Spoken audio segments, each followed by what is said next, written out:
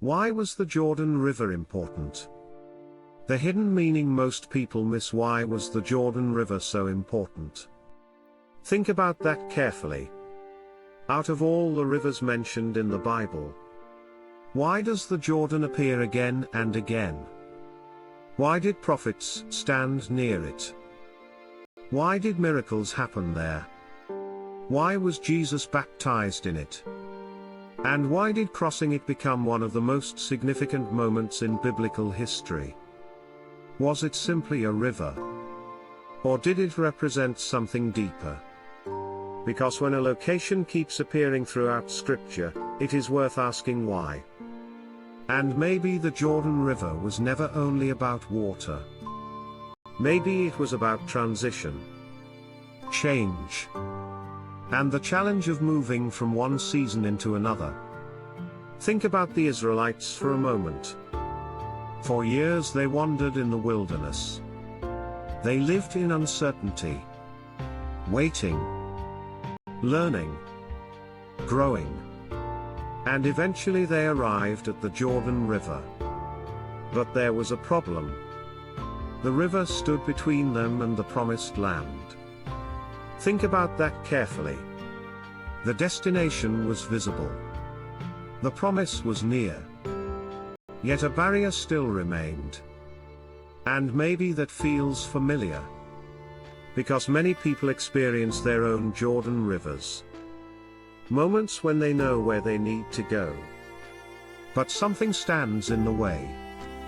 Fear, uncertainty, past failures, comfort zones, doubt. The Jordan represents that space between where people are and where they need to be. And that space is often uncomfortable. Because transition is rarely easy. Humans naturally prefer familiarity. Even when the familiar is limiting. Even when the familiar is uncomfortable.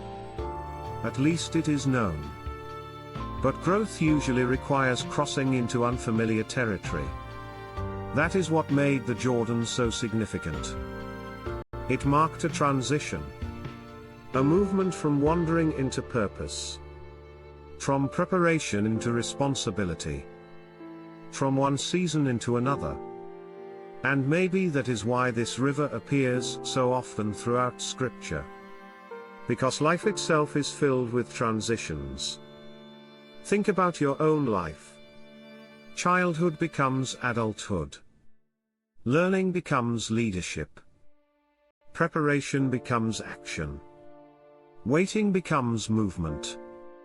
Again and again, people find themselves standing at symbolic rivers. Places where they must decide whether to remain where they are or move forward.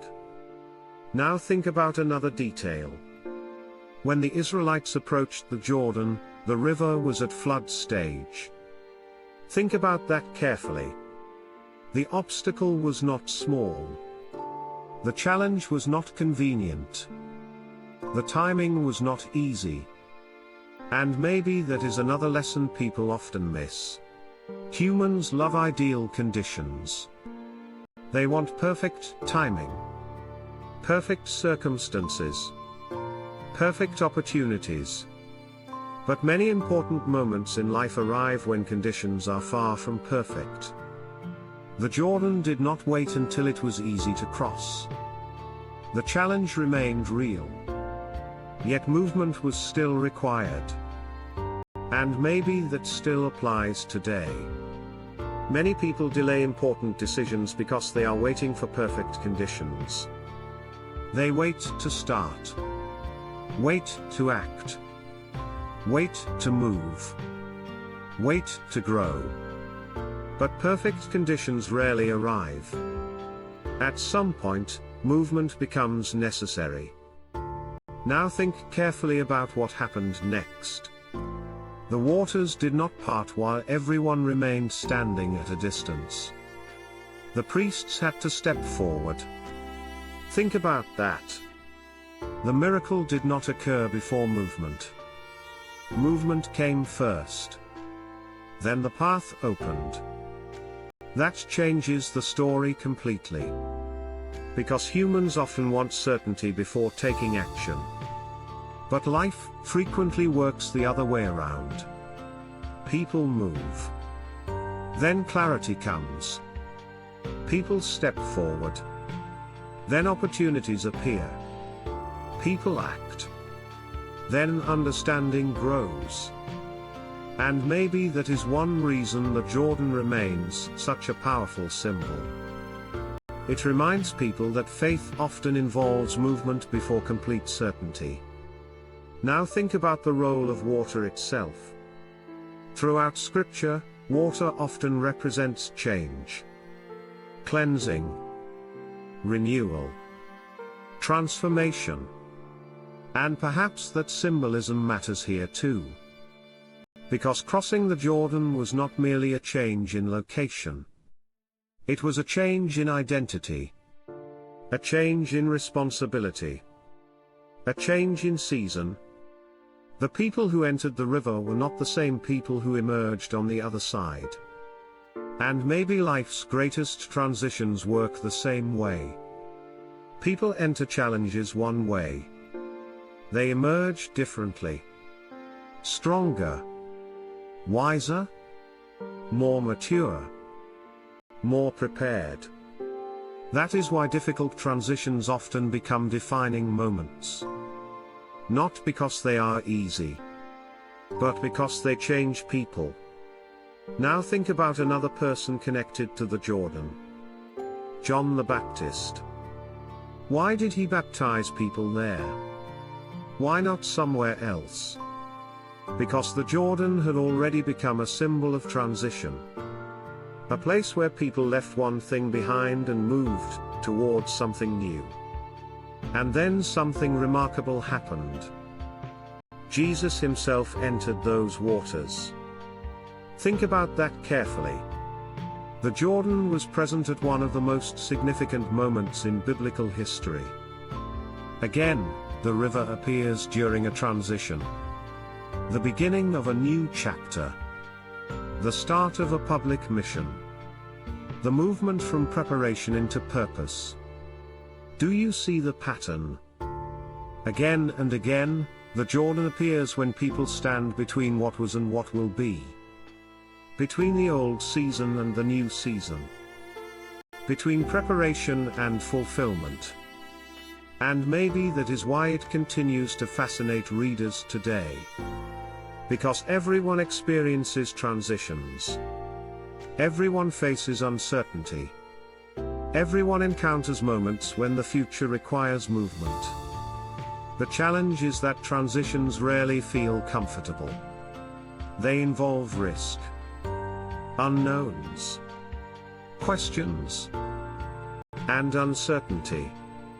But growth often lives on the other side of those experiences. Now think about modern life. Many people know exactly where they need to go. They know the conversation they need to have. The decision they need to make. The habit they need to change.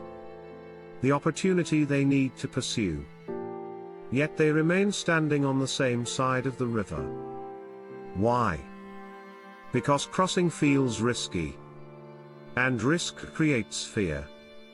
But perhaps the Jordan teaches something important. Remaining in the familiar can also carry risks. The risk of stagnation. The risk of missed opportunities. The risk of never discovering what lies on the other side. And maybe that is the deeper message most people miss. The Jordan was not important because it was a river. It was important because of what it represented. Transition, trust, movement, growth. The courage to move forward when certainty is incomplete. And perhaps that lesson remains just as relevant today as it was thousands of years ago. Because every person eventually stands before a Jordan River. A moment when staying feels safer. But moving forward leads to growth. So the real question is not, why was the Jordan River important? The real question is, what Jordan River are you standing in front of today? What step have you been delaying? What transition have you been resisting? What opportunity is waiting on the other side of your fear? Think about that carefully. Because some of life's greatest transformations begin the moment people stop standing on the riverbank and start moving forward. If this message made you think differently, subscribe to Grace Unseen for more hidden biblical truths, deeper meanings, and powerful lessons from Scripture that most people overlook. And before you go, leave a comment below. What transition in your life required the most courage? Your story may encourage someone who is standing before their own Jordan River today.